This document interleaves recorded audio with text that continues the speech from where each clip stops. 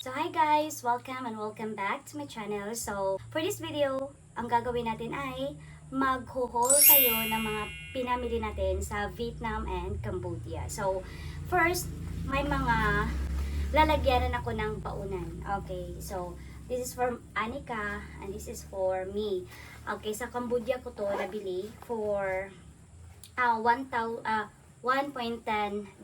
So mga 65 or 60 pesos each. So dito, mabili mo na 130 pesos na. So, malaki-laki rin ang ano. Kasi po, ang Cambodia, dalawang currency ang ginagamit nila. Dollars at saka real. So, mostly sa mga stores, ang ginagamit nila ay dollars. So, ito ang nabili ko sa Cambodia. Nakalimutan ko ano ang name ng store. So, next ay sa Cambodia, ito. Okay, may malaking stores doon sa Buray na kung saan maraming mga wholesalers ang pumupunta para bumili ng mga ibenta nila retail at malaki po ang ma-discount mo. For ito, mga long skirt, stretchable siya. Nabili ko for instead of $5 each, naka-discount kami ng $4 each. Basta 10 pieces yung bibilhin mo. So, ito. Okay, ito yung akin. 5 sa akin at saka 5 yung sa sister ko. So, 10 all. So, $4 na lang each. Okay, sige. Ito.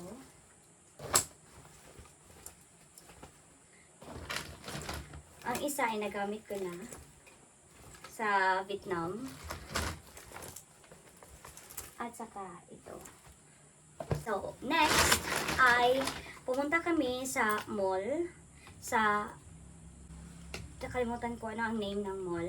Okay, may Daiso doon. Bumili ako. Sa Daiso, lahat ng items ay nasa $1.9 each. So, ito yung nabili ko sa Daiso.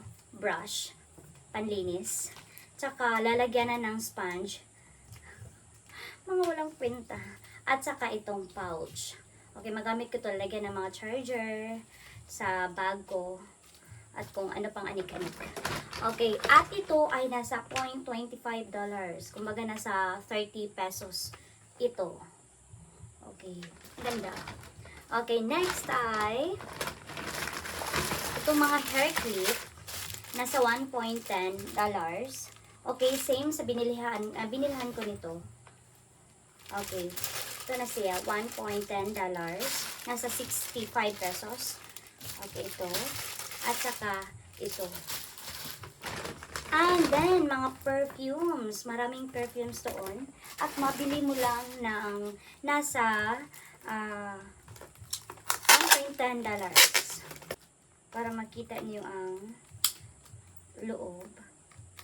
Mga style. Pero, bawal mag-cording. Okay, sa custom, sa airport. Kaya, bili lang kayo ng kunti. Mga 5 pieces lang yung pwede sa airport. Oh my God.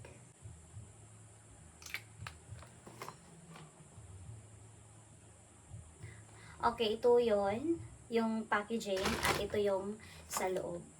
$1.10 lang. So, mga 65 pesos. Kasi yung yung stores na yon, yung store na yon, all items ay nasa $1.10 lang. So, ito. Mabango naman. Perfect pang pasalubong. Pero kaya nga, di pwedeng bumili ng marami. Dahil, ma-hold lang sa airport. So, sayang. Sayang din. Marami kaming nabili na na-hold sa airport. Itong perfume, number 1 yun. At saka ito pa. Same lang din. Panlalaki ito. Ano to, mabango. Napakamura lang. Chastity. Mabango naman, $1.10 lang. So, yun yung nabili ko sa Cambodia. Tingnan natin. Ito. Lalagyan na ng makeup. Makeup ba? Mga pang travel. Halimbawa, malaki yung shampoo mo. So, ilagay mo dito para ma-maximize yung space mo sa maleta, sa luggage mo. Ito. Maganda naman. 1.90. Nabili ko ito. Dollars. So, nasa 55 plus 55. Nasa 100 pesos.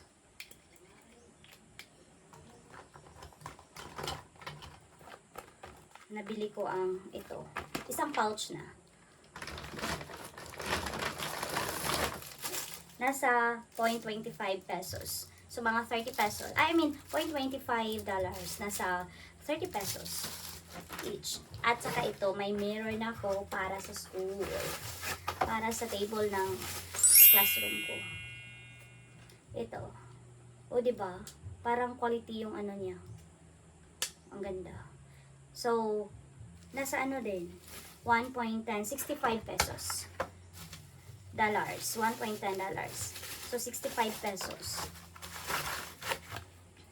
Next ay itong, grabe. Ibinta ko to sa classroom ko sa mga estudyante ko. Marami na akong ballpen na naubos. Ma'am, may ballpen ka pa, ma'am? Pahiram. Pero hindi na siya nauli. So, ito, ibinta ko ng 6 pesos. 1.10 dollars lang. Nasa mga 60 pesos. 24 pieces na. So, ibinta ko ng 6 pesos. So, diba? O, dalawa yung binili ko. At saka, ano pa? Ito. Siyempre, di mawawala ang ating ref magnet. Nasa $3 ito. Ito na lahat. $3. 55 times 3. Yun ang equivalent ng peso sa dollar. So, 55 pesos. I mean, 55 times 3. So, nasa below 200 pesos ito. 5 na sila. So, yun ang pinili ko sa Cambodia. Actually, may ano pa eh. May long skirt pa na white. Sinuot ko na. $4 yun. Yung sa Copic kami. Pumunta kami ng Copic. At itong Zara na jacket ni Anika. Ito. Basa pa. Ang ganda. So, $4 lang, nasa 200 plus pesos.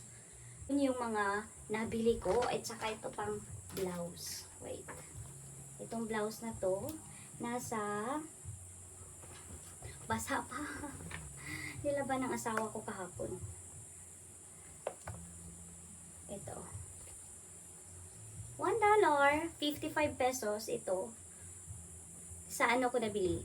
Malapit sa school na pinagtatrabahuan ng pinsan ko. $1 lang. May mga ukay-ukay sila doon na $1 lang. Ang gaganda pa. So, dalawa yung nabili ko. Ang isa hindi $1, $5 yun. Pero, skirt siya na ang ganda. Red ang color. Sinuot ko na nung nasa ano kami. Europark. Yun yung $5 skirt na binili ko. So, okay naman. Maganda naman yung skirt. So, yun yung nabili ko sa Cambodia. Actually, sa Cambodia, mas mura compare sa Vietnam when it comes to clothing, when it comes to mga mga bagay-bagay na gusto mong mabili. So, kung gusto mo, mamili ka sa Cambodia. Huwag doon sa Vietnam. At saka sa Vietnam, ang mga tao doon, ang daling magalit. Pinipili ka. Oo, halimbawa, magtatanong, magkano ang bibili ka talaga. Dapat magtanong ka, bili ka. Yun yung sa Vietnam. So, sa Cambodia naman, okay. Okay yung mga tao doon. Wow! Mga mababait sila. So, kapag ganun ka, okay lang na hindi ka bibili. Oh, no! Alam mo, hindi pasok sa budget. So, okay yung sa Cambodia. So, sa Vietnam, mura sa Vietnam ang pamasahe, like sa Grab, ang mga foods nila, okay din, lasang Pinoy, at saka mura. Foods, mga pamasahe, mura. Sa Cambodia naman, ang sa kanila is, mahal yung mga pamasahe. Ang foods nila, hindi talaga pasok sa panlasa ng mga Pinoy. Basta, parang hindi din kami kampante kumakain sa labas dahil go sa kanila yung mga aso. I mean, yung mga aso, mga karning aso, nasa gilid-gilid lang. Di mo alam baka yung sabaw na binili mo, may halong karning aso. So, ayoko, di kami bumibili ng mga pagkain. Nag-try lang kami sa night market, sa Phnom Penh night market. Nag-try kami ng soup, noodles yun. Talaga, ano yung lasa. Napaka lansa. Yun yung mga na-feel, na-experience ko doon. So, yung food nila, hindi pasok sa mga lasang Pinoy. Hindi ko alam sa iba, pero para sa akin, iba talaga yung lasa niya sa food ng mga Pinoy. Food ng mga Pinoy. So, next naman ay mga nabili ko sa Vietnam. So, ito yung nabili ko sa Vincom Mall, Vincom Center, sa H&M, para kay Anika. Okay, nasa 299,000 dong. So, nasa mga 600 pesos ata ito. 600-700 pesos. Itong dress na to. This is for Anika. At saka, may t-shirt din ako nabili para sa asawa ko sa H&M. Then yun, sabay nung sa pink dress na Anika is nasa 199,000 dong. So, yun. Mas mura yung t-shirt. Next ay itong mga mga t-shirt na Vietnam. So, kunti lang yung binili ko na t-shirt kasi ang dami ng biniling t-shirt ng sister ko. Kaya ayoko nang mag-double-double na ng mga t-shirt. Okay, ito yung nabili ko. Okay naman yung tela.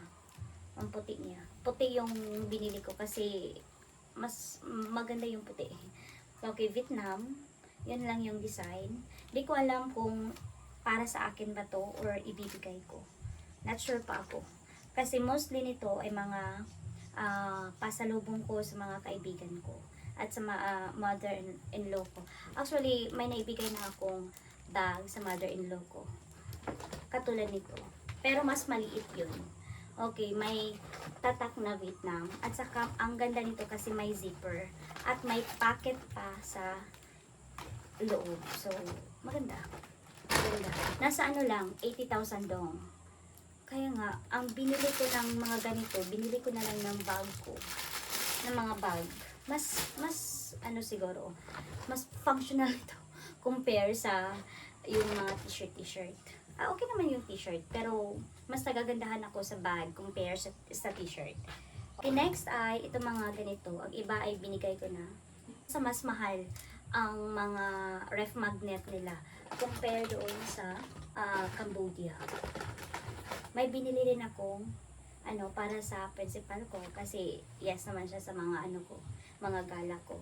Itong shawl 100,000 dong ito.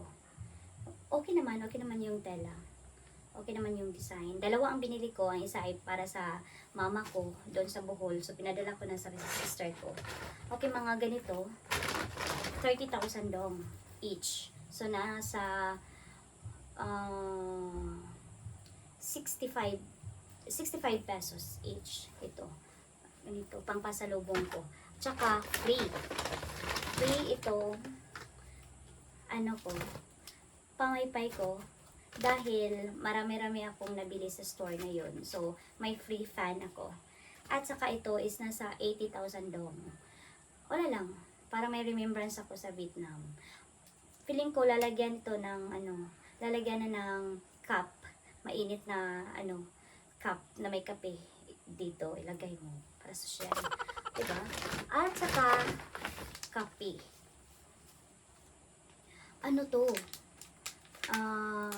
Yung bilog-bilog pa na kape, tsaka pinowder lang nung bumili kami.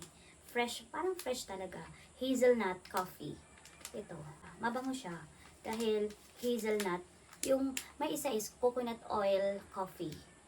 Ang lasang talaga, lasang coconut. So, di ko pinili yun. Mas masarap siguro ito. Di ko pa na-try, pero feeling ko masarap ito. So, marami-rami yung binili ko. May dalawang maliliit na pouch dito at pinadala ko sa Bohol dahil para sa dalawang kuya ko. Kaya dahil ang papa ko ay yung sister ko na ang bumili. So, may mga ganito. Ito ay 80,000 80,000 dong each pouch. Kunti lang binili ko dahil coffee candy ito.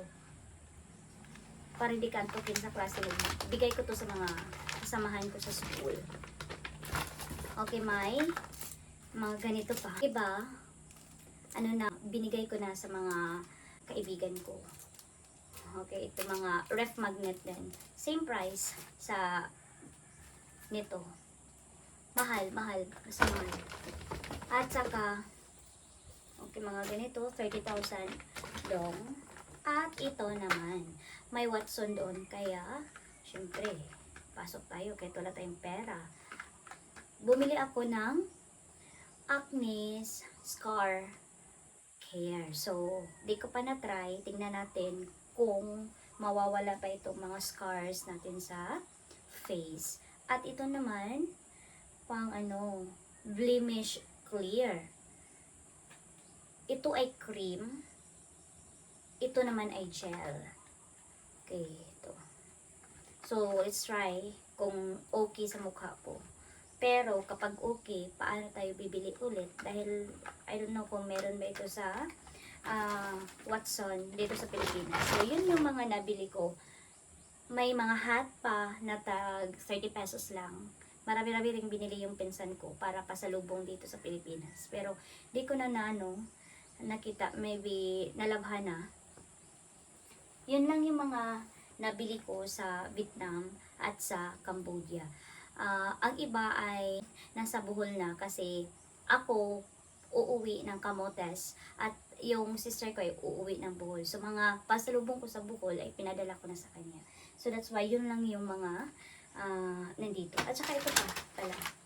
Nakain na yung iba. Chocolate ito. Mahal to. Nasa 180,000 dong ang isang pouch nito. So okay naman yung lasa. May parang coffee. Maraming coffee sa Vietnam. Yun lang po ang mga nabili ko sa Cambodia at Vietnam. So maraming salamat sa iyong panonood. At sana po ay mag-subscribe at mag-like po kayo sa aking channel. Thank you po.